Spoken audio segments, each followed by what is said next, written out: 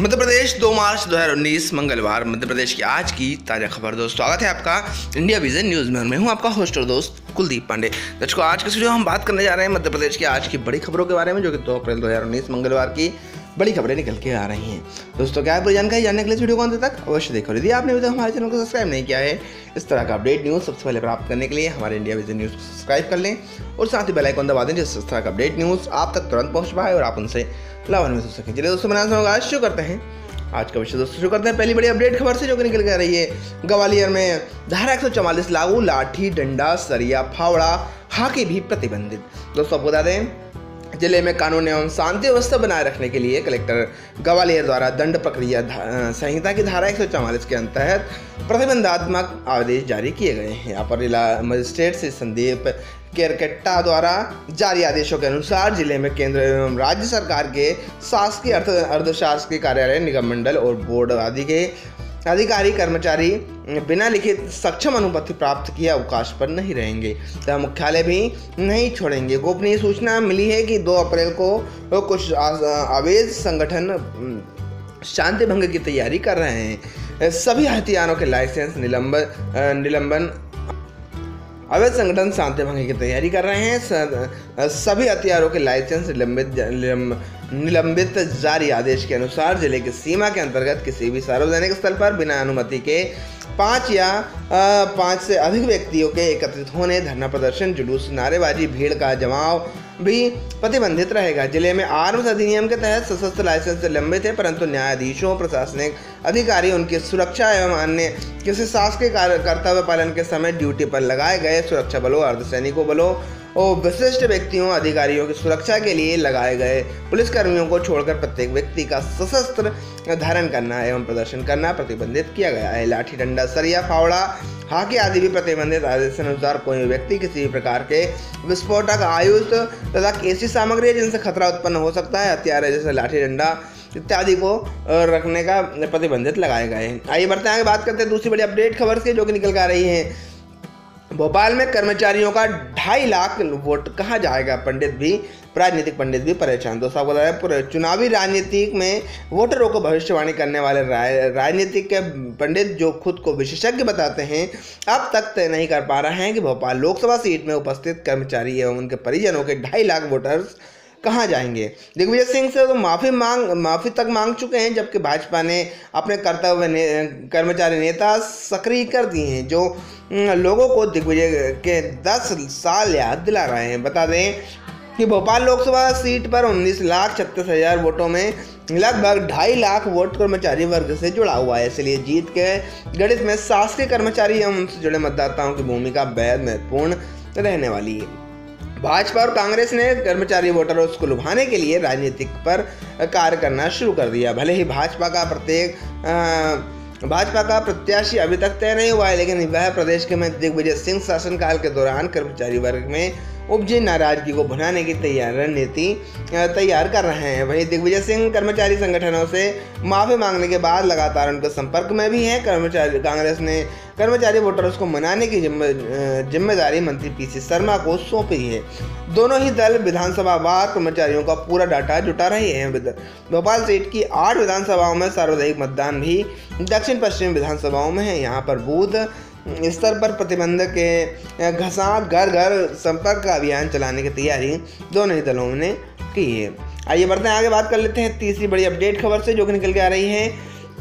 मध्य प्रदेश की नई रेत नीति तैयार, चुनाव बाद लग सकती है इस पे मोहर। दोस्तों आपको बता दें कि मध्य प्रदेश की कमलनाथ सरकार ने नई रेत नीति का खाका तैयार कर लिया है, जिस पर 11 अप्रैल को मुख्यमंत्री कमलनाथ की अंतरिम मोहर लगेगी। लोकसभा चुनाव की आचार संहिता समाप्त होने के बाद यह मसौदा कैबिनेट की मंजूरी के लिए जाएगा और जुलाई या अगस्त में इसे लागू कर दिया जाएगा। सूत्र बताते हैं कि ग्राम पंचायतों का रेत खदानें सौंपने के से राज्य सरकार को वित्तीय वर्ष 2018-19 में 250 करोड़ रुपए का नुकसान हुआ है। इसकी भरपाई के लिए राज्य सरकार नई रेत नीति ला रही है, जिसमें रेत खदानें एक बार फिर ठेकेदारों के आधिपत्य में चली जाएंगी।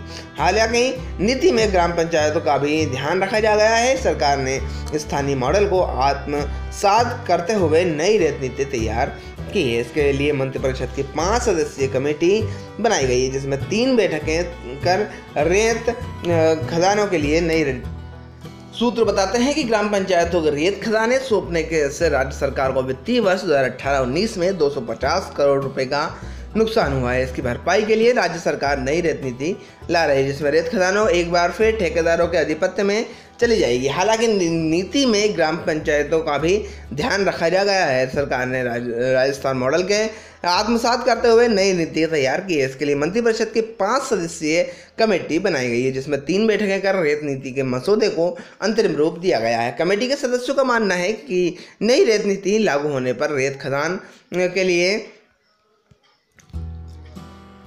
इसके लिए मंत्रिपरिषद की 5 सदस्यीय कमेटी बनाई गई है, जिसमें 3 बैठकें कर रेत नीति के मसौदे को अंतिम रूप दिया गया है। कमेटी के सदस्यों का मानना है कि नई रेत नीति लागू होने पर रेत खनन के से प्रदेश की वार्षिक आय पर 5 गुना अर्थात 250 से 1250 करोड़ रुपए तक बढ़ जाएगी।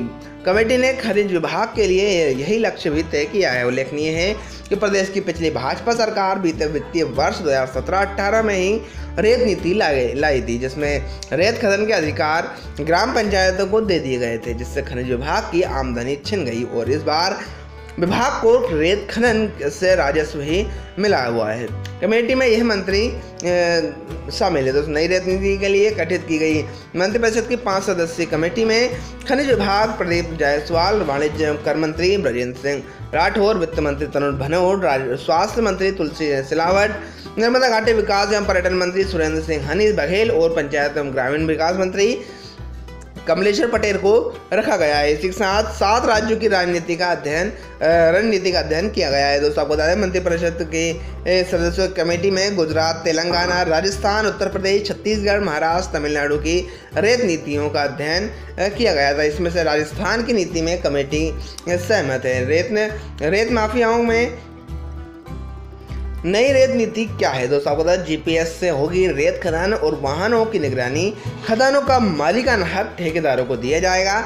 ऑनलाइन एंट्री पास व्यवस्था बंद की जाएगी। रेत भंडारण के अधिकार सिर्फ खदान मालिक को ही रहेंगे। आइए बढ़ते हैं आगे, बात करते हैं चौथी बड़ी अपडेट खबर से, जो कि निकल के नगर पालिका के बेटे के यहाँ हथियारों का जखीरा मिला है।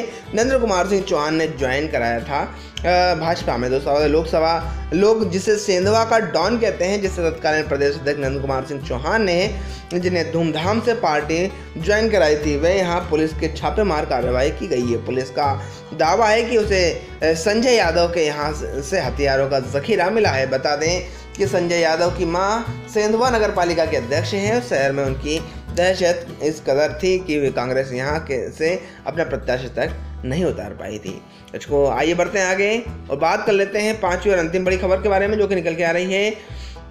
डुप्लीकेट मतदाता परिचय पत्र के लिए लास्ट डेट बदली गई है। एपिक लास्ट डेट में चेंजेस हुआ है। लोकसभा निर्वाचन आयोग 2019 भारत निर्वाचन आयोग के निर्देशानुसार 25 मार्च से 30 मार्च 2019 तक डुप्लीकेट मतदाता परिचय पत्र बनाने हेतु विशेष अभियान चलाया गया है, जिसमें जिलों द्वारा उक्त अवधि को बढ़ाया जाने की मांग पर अब यह अवधि 7 अप्रैल 2019 तक बढ़ा दी गई है। मध्य प्रदेश के सभी मतदाताओं से अनुरोध किया गया है कि वे अपने पुराने ब्लैक एंड व्हाइट मतदाता परिचय पत्र, कटे फटे मतदाता परिचय पत्र एवं गुमे हुए मतदाता परिचय पत्रों को पुनः डुप्लीकेट बनाने हेतु अपना आवेदन पत्र प्रारूप 2 में संबंधित बीएलओ के पास 7 अप्रैल 2019 तक अनिवार्य रूप से जमा कराएं।